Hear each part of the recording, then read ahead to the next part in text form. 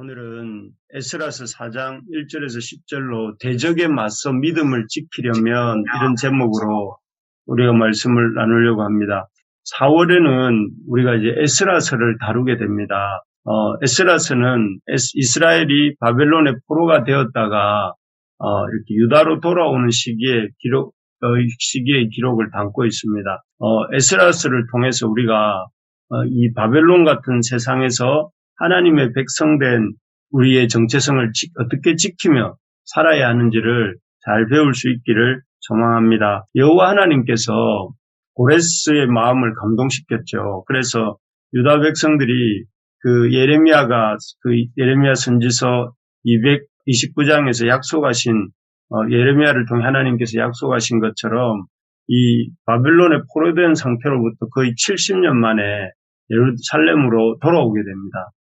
참 신실한 이런 여호와 하나님의 언약의 성취로 말미암아 예루살렘 땅에 돌아온 유다 백성이 가장 먼저 한 일이 뭘까요?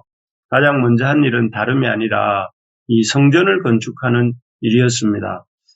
그래서 이들은 돌아오자마자 그 성전을 이렇게 아름답게 건축하게 되는데, 원래 예루살렘 성전은 솔로몬이 온갖 귀한 재료로 심혈을 기울여 이렇게 아름답게 지었었습니다.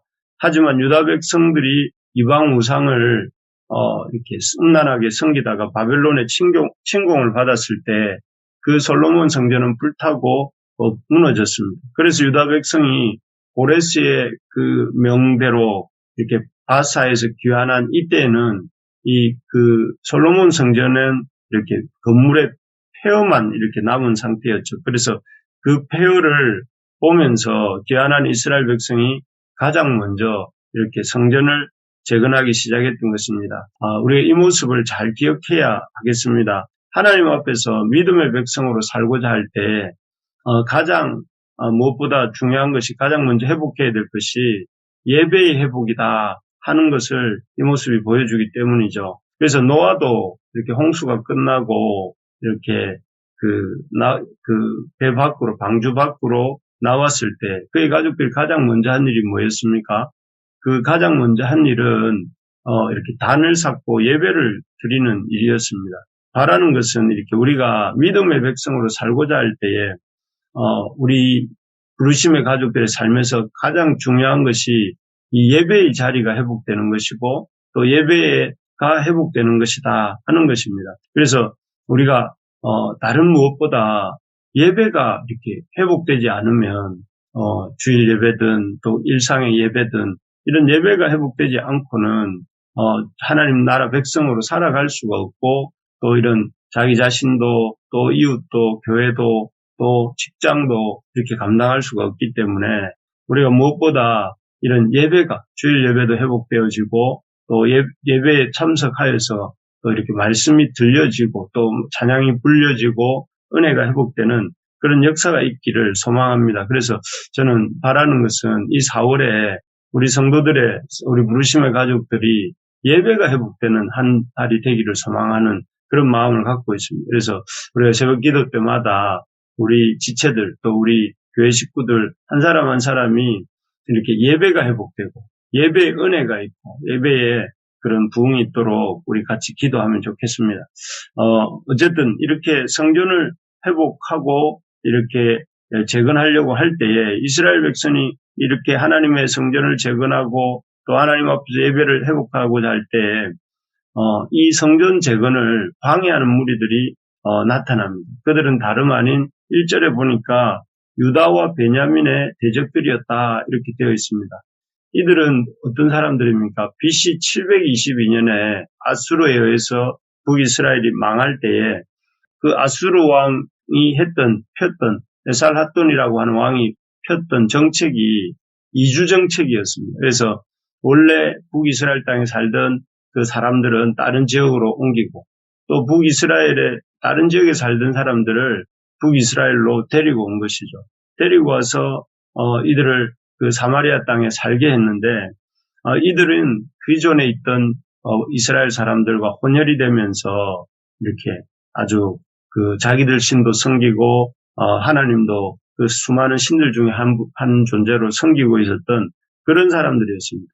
이들은 그 이스라엘 백성이 예루살렘 땅을 이렇게 예루살렘 땅에서 포로가 되어 붙들려가면서 그 비어 있는 예루살렘과 유다 땅을 자신들이 차지하고 주인처럼 살고 있었죠. 그런데 그런 70년 동안 주인 행세를 하고 있던 그들의 눈앞에 이 이스라엘 백성들이 돌아와서 성전을 짓겠다 하니 이들에게는 눈의 가시같이 여겨졌던 것 같습니다. 그래서 성전 재건을 방해하기 위해서 이렇게 나선 것입니다.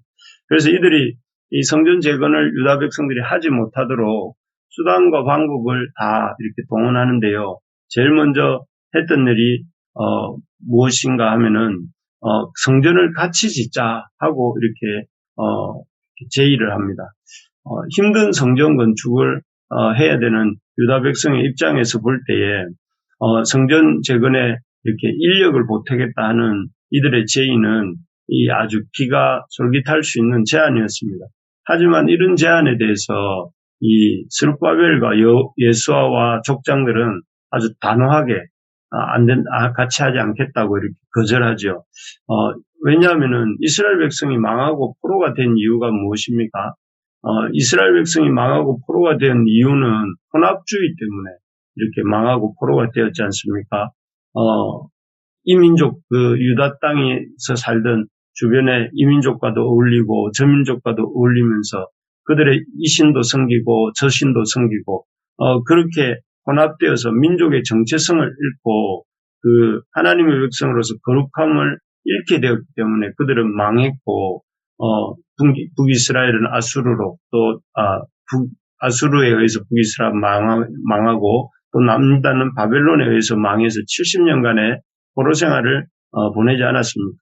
그런데 이제 다시 돌아와서 어렵게 70년 만에 돌아와서 다시 이 사마리아 사람들과 손을 잡고 혼합이 된다면 그야말로 끝장이다 하는 것을 스룹바벨과 예수아와 족장들이 반박이 한 것이죠. 그래서 그들은 성전 건축을 돕겠다는 그 사마리아 혼혈족들의 이런 아주 이렇게 속보이는, 사실은 해방을 하기 위해서 그렇게 말하는 저 사마리아 사람들의 제의를 단호하게 거절한 것입니다.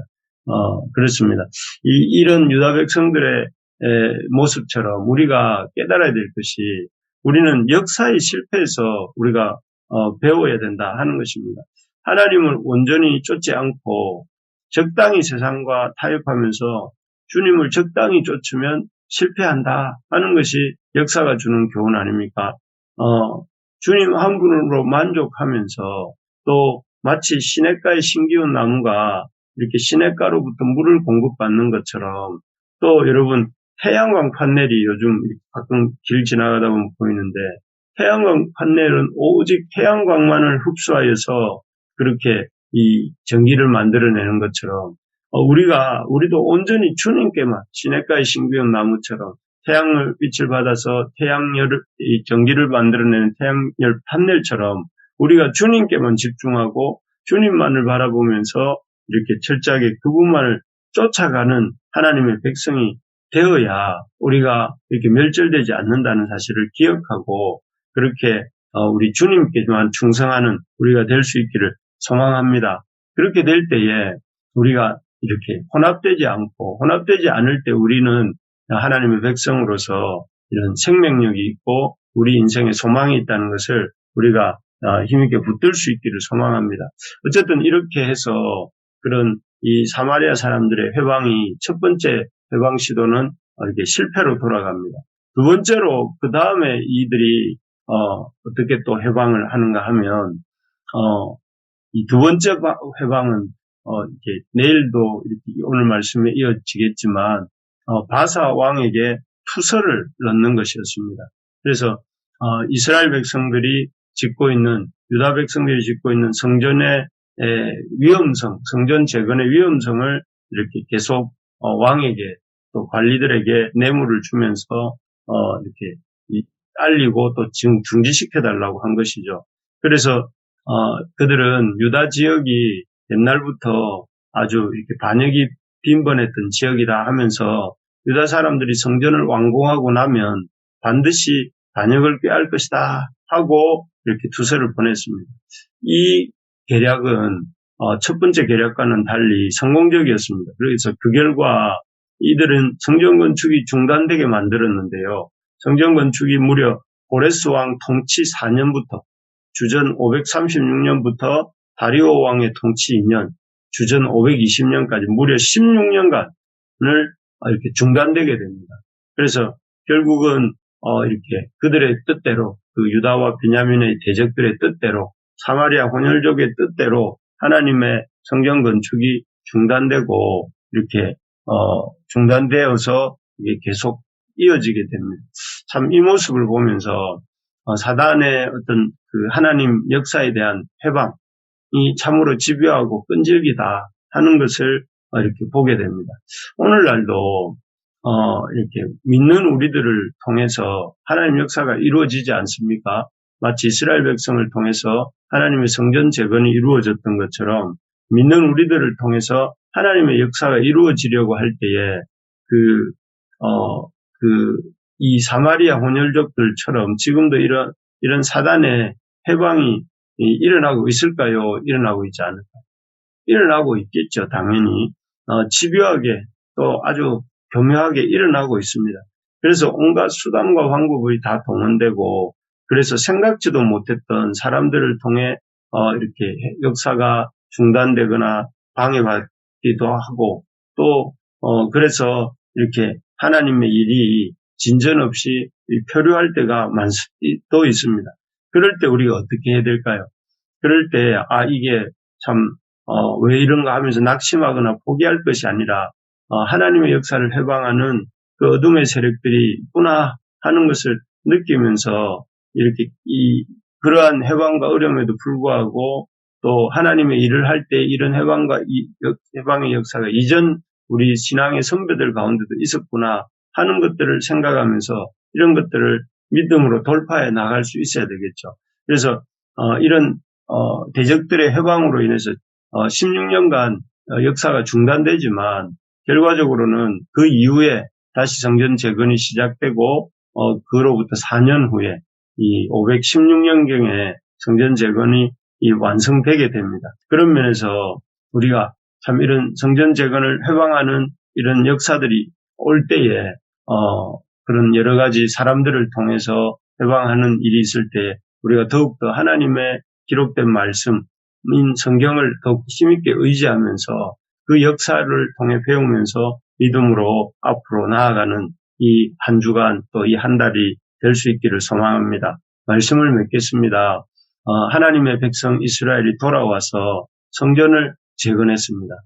재건하기 시작합니다. 이 일이야말로 우리가 어떤 일보다 힘써야 될 하나님을 예배하는 일이야말로 힘써야 될 일임을 우리가 깨달을 수 있기를 바랍니다. 그리고 그런 성전을 재건하고자 할 때에 이런 어려움들, 대적들의 방해가 있다는 사실을 우리가 보면서 이런 대적들의 방해로 인해서 낙심하거나 좌절하지 아니하고 오히려 그 대적들의 이런 교묘한 참 혼합주의를 이렇게 경계하고 또 그 대적들의 투서로 인해서 또 회방으로 인해서 역사가 잠시 중단된다고 할 때 낙심하거나 놀라지 말고 믿음으로 나아가는 우리 모두가 될 수 있기를 주님의 이름으로 간절히 소망합니다.